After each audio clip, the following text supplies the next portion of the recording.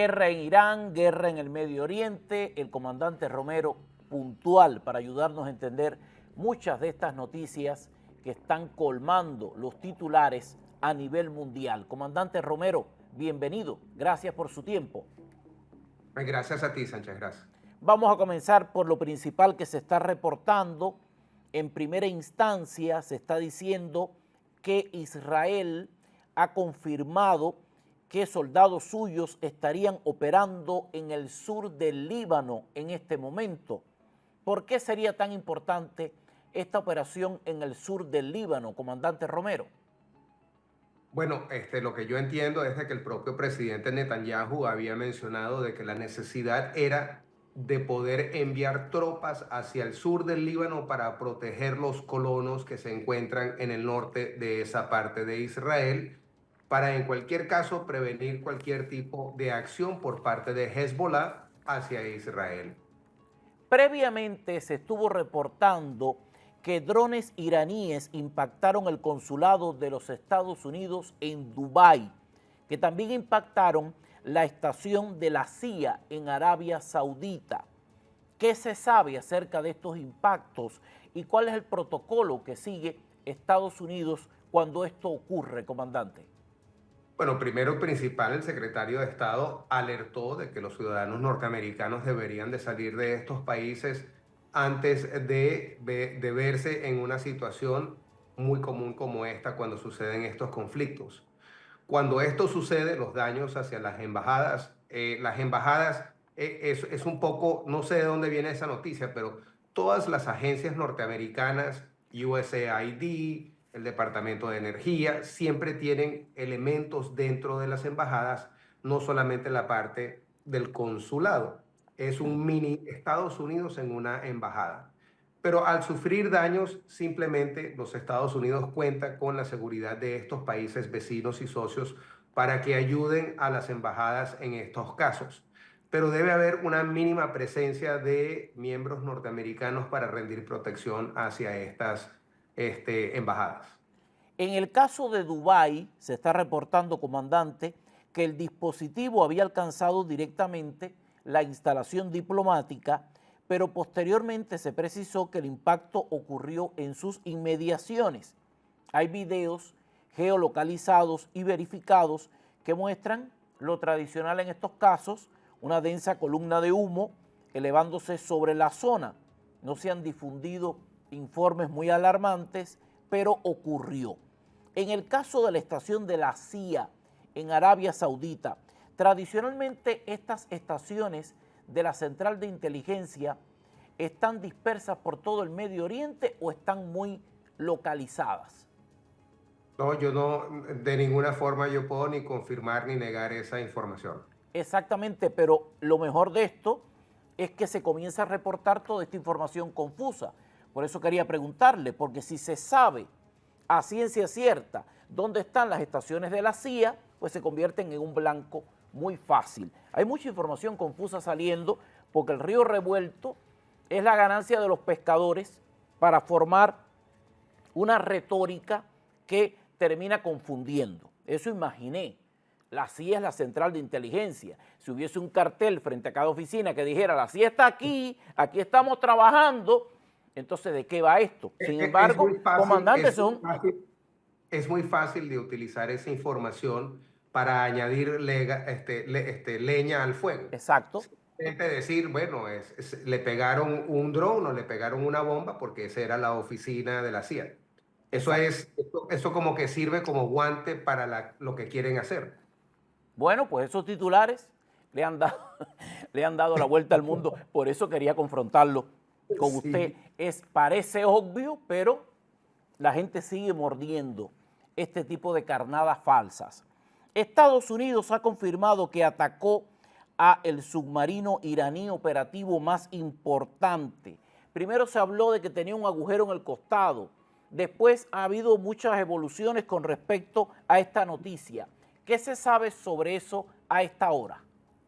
Bueno, lo que se sabe directamente del almirante Brad Cooper, el comandante del Comando Central de los Estados Unidos en el Medio Oriente, de él mismo salió la información de que el submarino más avanzado o operativo, Yo asumo que ese debe de ser el submarino apodado Fatah. Hay otro submarino también que es el Gadir, pero yo asumo que es este en particular. Él había dicho de que se le había hecho un hueco, está averiado y que no está en función de operaciones de resultado de eso. Eso también lo dijo cuando había dicho que se le había dado de baja a 17 embarcaciones. Yo asumo que posiblemente el submarino era uno de los 17 y que también se había destruido la Comandancia General de la Armada iraní en Bandar Abbas. Y te voy a dar una información más que creo que vas a encontrar muy interesante. No sé si te recuerdas de que hace un año y medio, cuando estábamos hablando de la presencia iraní en el hemisferio occidental, de que el presidente Lula había avalado la visita de una flotilla de embarcaciones iraníes que estaban visitando Río de Janeiro. Esas dos embarcaciones eran la fragata Dena y el logístico Macrán. Cuando nosotros vimos el día de hoy el video que muestra el Departamento de Guerra con ese torpedo que le da un golpe a una embarcación, en el video que se puede ver que es un periscopio a lo lejos, ese es la embarcación Dena que había invitado el presidente Lula a visitar Río de Janeiro hace un año y medio o 2 años atrás. Bueno, pues la maldición de Lula se llevó al fondo del mar al Dena porque se está reportando que está hundido completamente en el Océano Índico. Exactamente estaba navegando a 40 millas de la costa de Sri Lanka, dejó a decenas de tripulantes desaparecidos, movilizó operaciones de rescate internacionales en la zona y finalmente se está confirmando el hundimiento por parte de Estados Unidos de este buque de guerra, el Dena, en el Océano Índico. Ahora, hay una pregunta que se desprende de lo que estuvo diciendo el líder del Comando Central. Con el Dena hundido en el Índico, con un informe en el que él confirma que ya no hay embarcaciones iraníes en el estrecho de Hormuz, lo ha dicho literalmente. ¿Dónde están?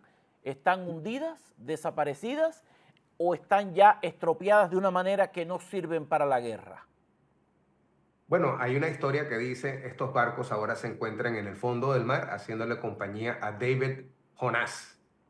La realidad de la vida es que no solamente Irán cuenta con una armada naval, pero también el ejército islámico revolucionario cuenta con una mini marina, por decirlo de esa manera, que sería más como militante, lanchas misilísticas, como las lanchas que había comprado Venezuela directamente de Irán. Esas lanchas son un poco más peligrosas porque cuando tienen varias lanchas se dispersan por todo el Golfo y crean un tipo de violencia en el cual es muy difícil de frenar. Por eso es que el almirante notó y dijo de que ahora que estamos avanzando hacia el cuarto, el quinto día de operaciones, ahora estamos cazando o atacando estas unidades móviles que son los lanzacohetes, los camiones que trasladan los misiles de un lado a otro, los almacenes, y en eso también él quiso decir de que se encuentran estas lanchas que son súper móviles. Pero yo creo que la noticia aquí es que baja la presión sobre las aseguradoras, las compañías comerciales que entran y salen del Golfo Pérsico cuando saben de que parte de la gran amenaza que representa la armada iraní ya se encuentra totalmente inoperativa. La guerra tal cual está ocurriendo nos da una dimensión, pero podría cobrar otra dimensión. ¿A qué me refiero? En el momento en el que veamos marines en Irán, el ejército participando directamente, ¿podríamos entender que esto va por otro camino? Bueno, hay una gran diferencia que creo que hay que hacer. Durante la guerra del desierto, esa es una donde se vio la más grande envergadura del poderío norteamericano en una guerra después de la Segunda Guerra Mundial. Cuando los Estados Unidos tenía el componente aéreo, el naval y el del ejército, era una gran cantidad de gente. Ahora, cuando el almirante dice y menciona de que tienen 50.000 personas en el área desplegada para llevar este tipo de trabajo, él dijo y anotó, creo que la gente no se da cuenta, que tienen el poderío aéreo, tienen el poderío marítimo, pero no cuentan con un ejército. Durante la guerra del desierto eran 250.000 soldados. Ahora no contamos con los soldados, pero la envergadura de la operación sigue igual o más grande que en la guerra del desierto. O sea, el matiz puede confundir, pero la acotación de los altos mandos lo deja muy claro. Hay mucha gente diciendo a nivel de retórica, Estados Unidos no está invadiendo, no está ocupando, y esto no se puede decir hasta tanto no haya marines estadounidenses en tierra iraní. ¿Esto es solo política, retórica, o esto en términos militares se analiza concretamente así, comandante? Bueno, posiblemente esa es la mejor pregunta del día de hoy. Porque el presidente, y también lo ha dicho el secretario de Estado, que los Estados Unidos está llevando a cabo operaciones totalmente legales debajo de las facultades del presidente, debajo del Ejecutivo. Él tiene la habilidad de llevar a cabo este tipo de operaciones militares si se necesitan.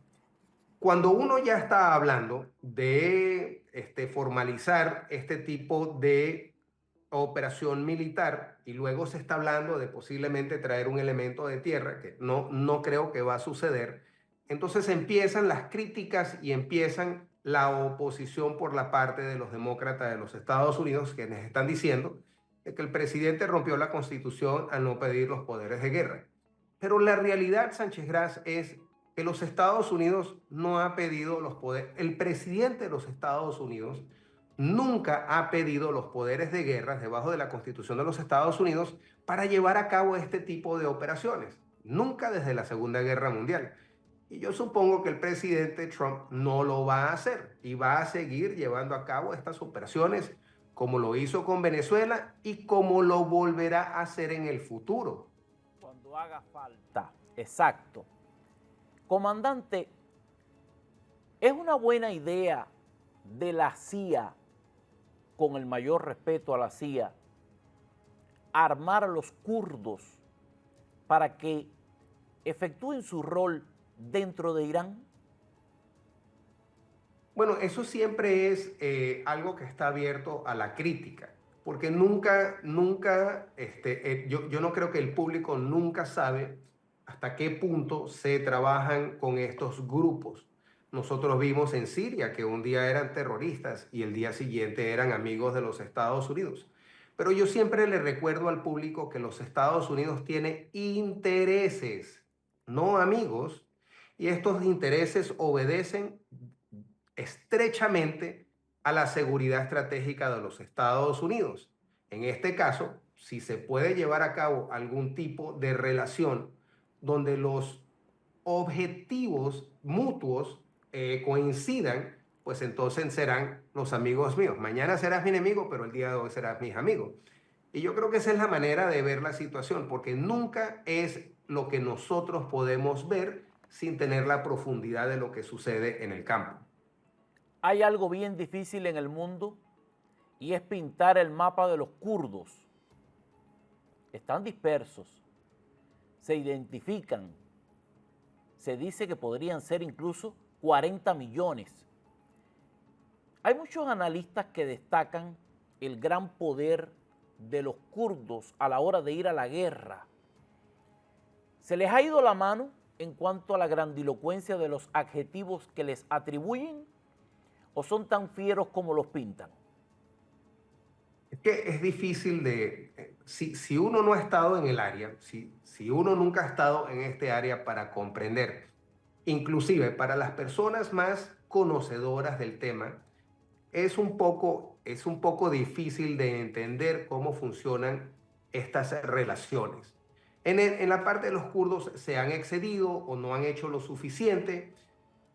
A veces no se les conoce como que son socios confiables, pero realmente en el caso de Irán, yo creo que es un poco diferente.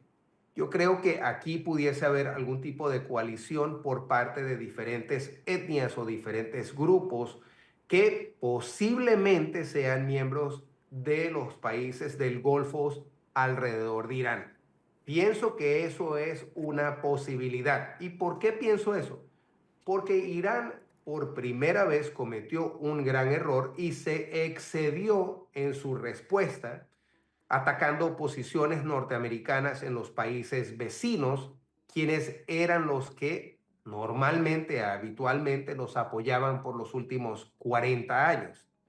Ahora no es así. Ahora estas operaciones de los iraníes, quienes están disparando misiles a mansalvas a áreas totalmente civiles que no tienen ningún tipo de valor militar o no tienen ningún tipo de valor estratégico, y luego, después de haber hecho todo esto, dijeron que iban a atacar posiciones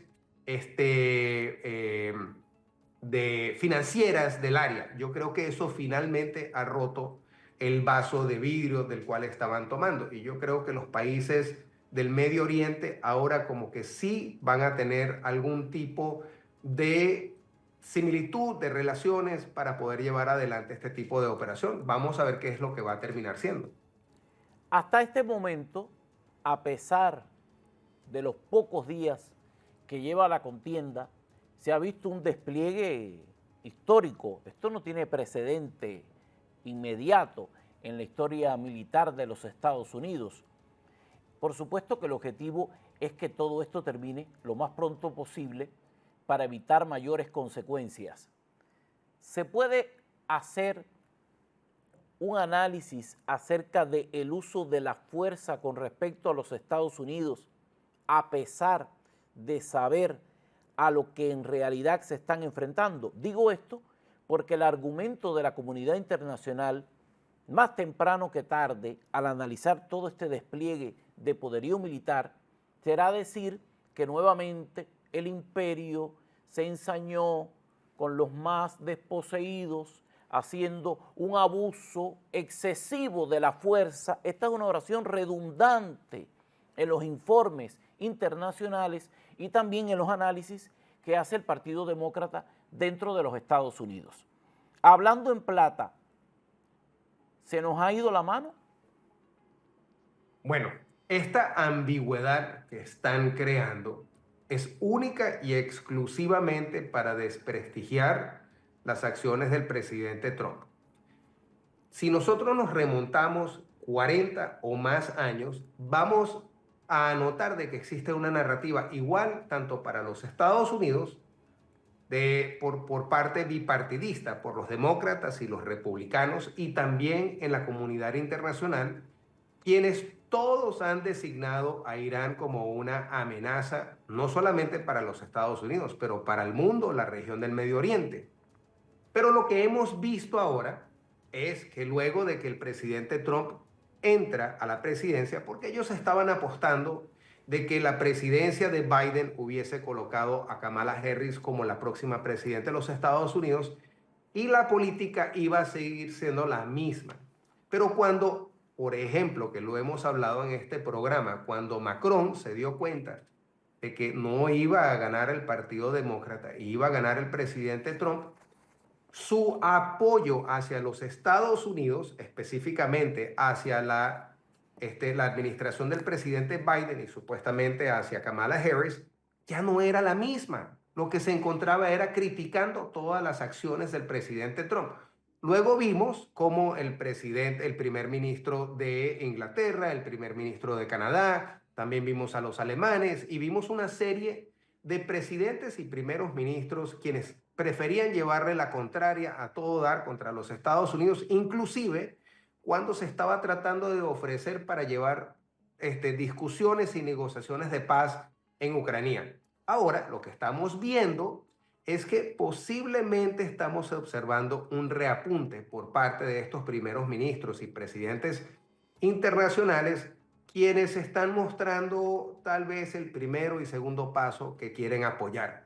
Pero por la parte de los demócratas, si uno ve lo que están haciendo, yo creo que es palpable, que se puede ver todos los días, uno puede poner su reloj al tanto de lo que hacen. Todos los demócratas, una vez el presidente dice algo o el secretario de Estado dice algo, o por ejemplo, luego de haber presentado la presentación en el Congreso el día de ayer, todos los demócratas salieron a la misma vez a denunciar las acciones de los Estados Unidos diciendo de que no había ningún tipo de justificación. Pero si uno ve hacia unos años atrás, los demócratas también han venido diciendo de que Israel siempre ha sido una amenaza y que había que tomar medidas para contrarrestar a los iraníes. Es simplemente que lo que están haciendo es para mostrar de que el presidente Trump desprestigiarlo para ver si ellos ganan puntos y votos durante las próximas elecciones del Congreso y tal vez las elecciones presidenciales. Bueno, pues, como dice el viejo bolero, el cuartico en ese sentido está igualito. La retórica no es la que gana la guerra, ni tampoco es la que termina acabándola. Aquí hay hechos concretos y los Estados Unidos ha dicho, vamos a estar haciendo lo que hay que hacer. Me quedo con la frase del comandante Cooper diciendo, simplemente vamos a dispararle a todo lo que probablemente esté listo para dispararnos a nosotros. Vamos a hacer lo que tenemos que hacer de una vez y por todas. Gracias al comandante Romero por su tiempo, por ayudarnos a entender y por hacer este repaso de la actualidad y la guerra en el Medio Oriente. Comandante, un abrazo, lo espero pronto. Por supuesto y muchas gracias.